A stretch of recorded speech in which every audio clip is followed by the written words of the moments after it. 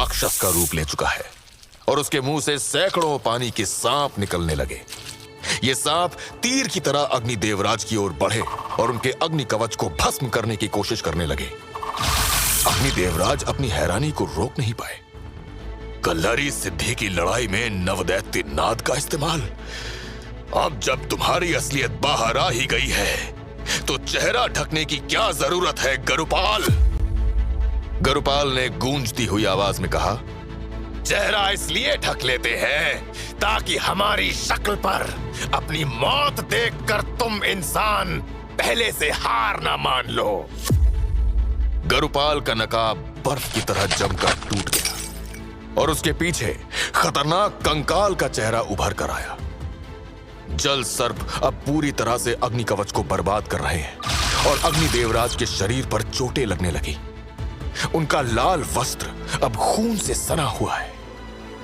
Culkin जो धरती पर पड़ा है ये सब देख रहा है और मन ही मन भगवान परशुराम से शक्ति की भीख मांगने लगता है कि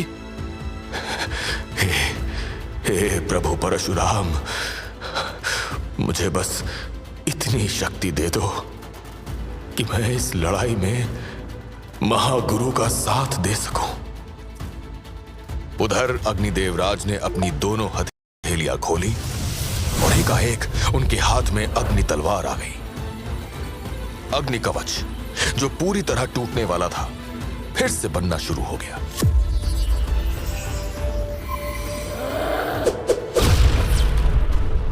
अग्निदेवराज ने तलवार इतनी तेजी से चलाई कि सारे जल सर्प भाप बनकर गायब हो गए।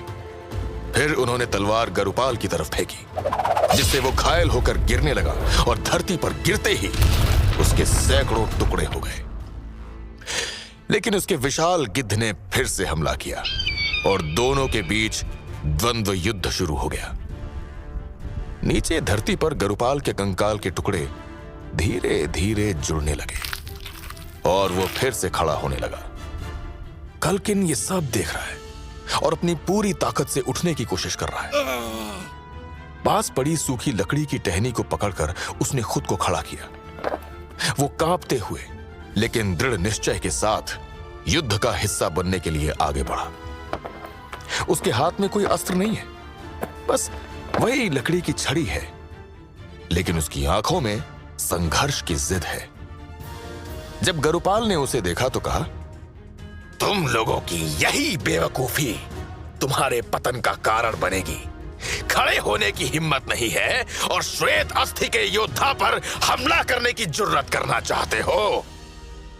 कल्किन अपनी कांपती हुई आवाज में जवाब देता है, हिम्मत पैरों में नहीं हौसलों में होनी चाहिए, और जिसे तुम बेवकूफी समझते हो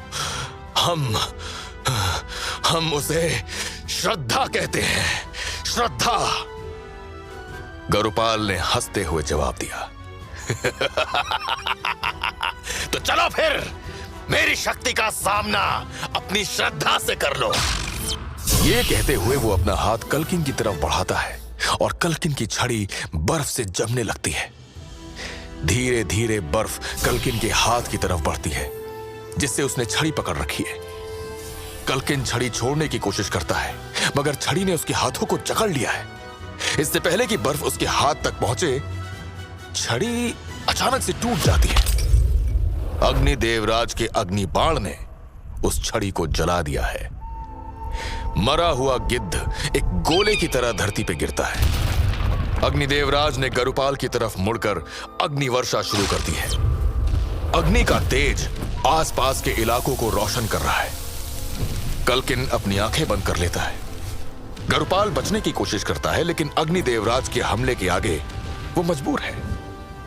उसकी हड्डियां पिघलने लगती हैं और उसकी अस्थियां रेत में मिल जाती हैं। अग्नि वर्षा खत्म होती है और अग्नि देवराज थक कर बैठ जाते हैं। कल्किन आंखें खोलता है और पूछता है, महागुरु आप ठीक तो हैं? अग्नि देवराज मुस्कुराते हुए कहते हैं, अपने भगवान के मंदिर के सामने तुम्हारे साथ बैठा हूं। इससे ज्यादा क्या ठीक हो सकता है? आप मुझे कैसे जानते हैं?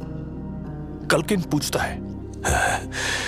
सिर्फ मैं ही तुम्हें जानता हूं, तुम्हारे गुजरे कल को ही नहीं बल्कि तुम्हारे आने वाले कल को भी। कल्किन और कुछ पूछ पाता, उससे पहले एक तेज बिजली कड़कती है और उनके सामने एक और श्वेत अस्थि योद्धा प्रकट होता है।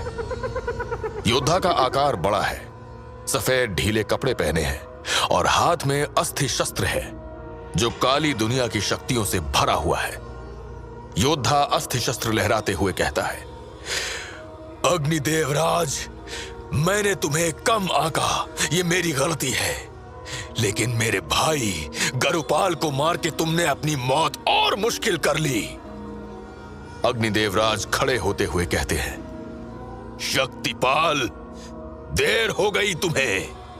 थोड़ा पहले आते तो तुम्हारे भाई के साथ साथ तुम्हें भी मैं इस रेत में मिला देता। शक्तिपाल दहाड़ते हुए कहता है, देर तो तुमने कर दी, तुम्हारी मौत का इंतजार हम सब कब से कर रहे हैं। अग्निदेवराज कहते हैं, और तुम्हारे महाराज अस्थियान का इंतजार मैं कर रहा हूं ताकि तुम सबकी अस्थियों का एक साथ अस्थि विसर्जन कर सकूं। महाराज अस्थियान के आते ही तुम्हारी पूरी मानव जाति का अंत होगा, पर अफसोस ये देखने के लिए तुम जिंदा नहीं रहोगे अग्निदेवराज।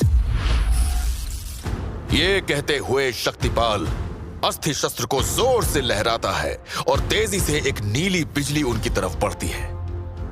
अग्निदेवराज के पास सिर्फ इतना समय था कि वो कल्किन को एक कवच में लपेट सके। कल्किन कवच के साथ मंदिर के अंदर जा गिरता है, मगर अग्निदेवराज उस नीली रोशनी की चपेट में आ जाते हैं और उनका पूरा शरीर बर्फ में जम जाता है। एक पत्थर की मूर्ति की तरह अग्निदेवराज अपनी जगह पर खड़े हुए हैं। शक्तिपाल मुस्कुराते हुए देखता है। तभी अग्निदेवराज की छाती पर एक बीज उभरता है जिससे सुनहरी रोशनी जलती है और उनका खून उबलने लगता है। उनका शरीर सुनहरी रोशनी में चमकने लगता है और एक जोरदार धमाके से जमी हुई बर्फ टूट जाती है। धरती में दरारें पड़ने लगती हैं और एक भूकंप आ जाता है। अग्निदेवराज ने अपनी शक्तियों का इतना ज्यादा इस्तेमाल कर लिया है कि अब वो लड़ने के योग्य नहीं है।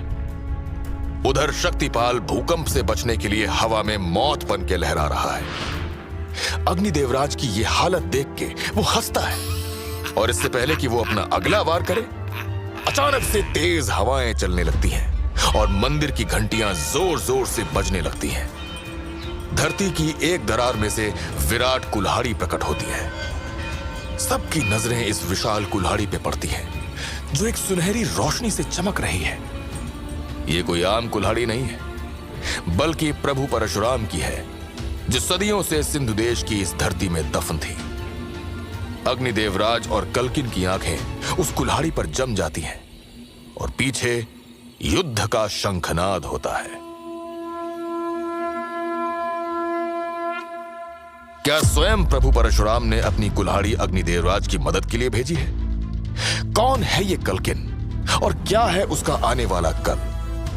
कौन है महाराज अस्थियान और वो मानव जाति का विनाश क्यों करना चाहता है?